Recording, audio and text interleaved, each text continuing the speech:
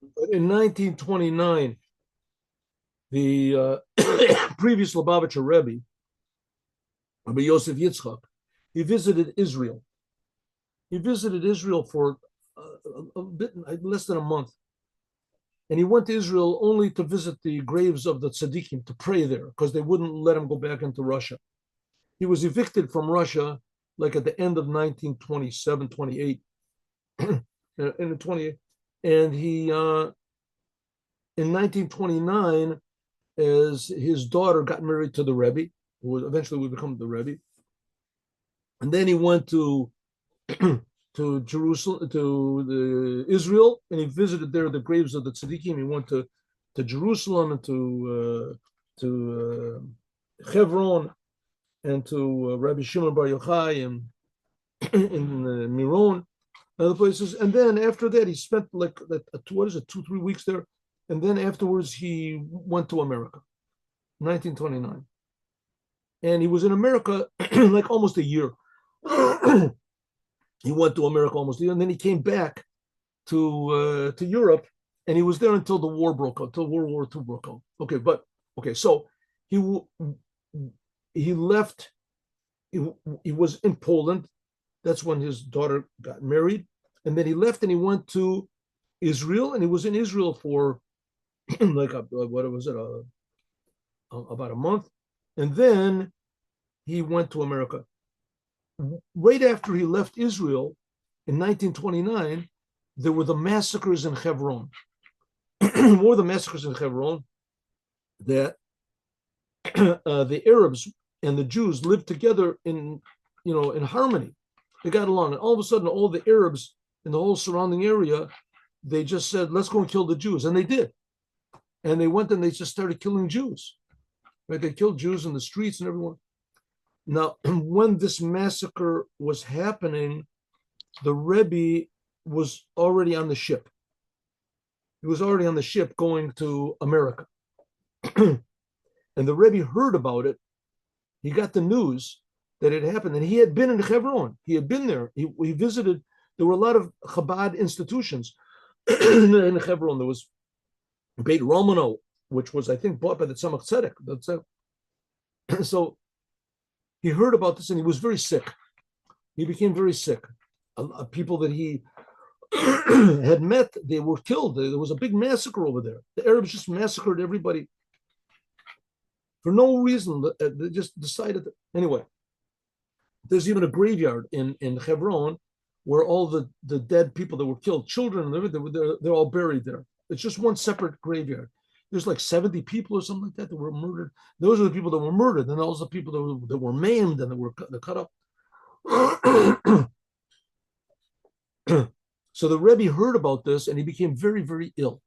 Now it happened to be that there was a doctor uh, on that boat,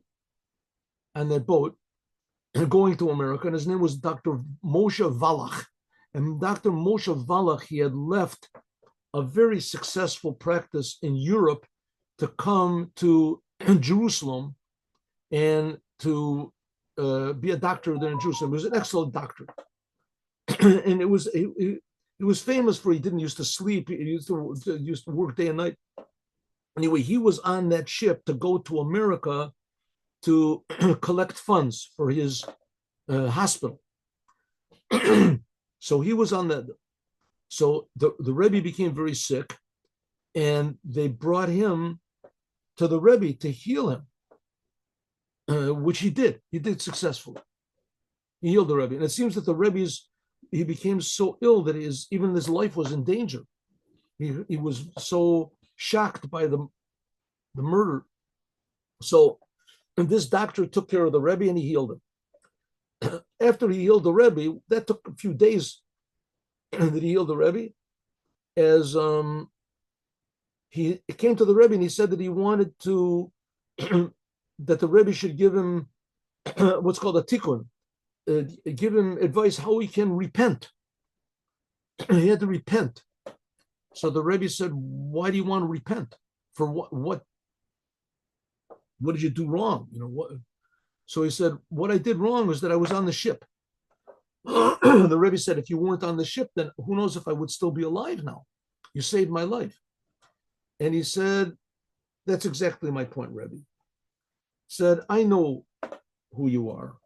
You're the leader of all the Jewish people. The Jewish people can't exist without you. The Jewish people can't exist without you. It could not possibly be that you would, God forbid, die. Couldn't be that you would die. God wouldn't let you die. The Jewish people would be orphans if you died. So therefore, I was on the ship. If I wouldn't have been on the ship, you wouldn't have gotten sick. God wouldn't have put you in such danger, because the only one that could heal you was me.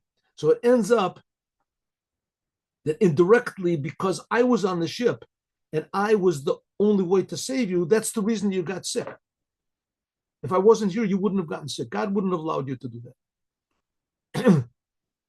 And I genuinely want to tell you to tell me how I can fix up this fact that you had to suffer because I was here. It's not known what the Rebbe told him or how the Rebbe answered him. And that's the story that the Rebbe told over. But the point of the story is very important. It's the same point that we learned in our Sikha that we just learned. This speech that we just learned. This doctor could have thought about how great he is. Hello. The doctor could have thought about how great he is and how talented he is and how only he healed the Rebbe. And the doctor really was great and he really was talented. But he didn't think about that. What did he think about? He thought about, why is it that someone else had to suffer just because I'm here? He thought about the greatness of other people instead of his own greatness. So he was well aware of his greatness. That's why he healed the Rebbe. But on the other hand, that was like Adam. But on the other hand, he was also well aware of his humility. And that was his perhaps main quality, that all he wanted to do was just help other people. Despite his amazing greatness, he could have been a world famous doctor. He spent day and night just helping simple people and everything. Also the Arabs over there, he helped. So he only thought about others. It's a lesson on how to learn from Adam, to know your greatness, but also to learn from Moses and to learn that if someone else had the greatness, that he would be greater than me. Have a good day with Mashiach now. Chodesh Tov, have a good month. Don't forget to say the Nasi, and we will meet again, God willing, on Sunday, 8 o'clock in the morning, Israeli time. Thank you for coming.